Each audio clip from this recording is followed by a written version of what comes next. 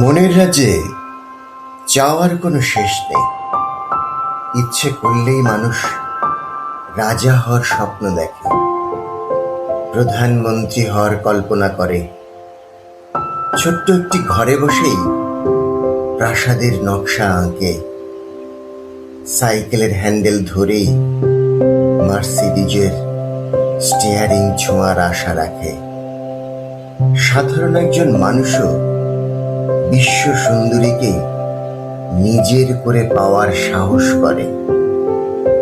স্বপ্ন দেখতে কোনো টাকা লাগে না, চাইতেও কোনো বাধা নেই, কিন্তু বাস্তবতা স্বপ্নের চেয়ে অনেক বেশি কঠিন।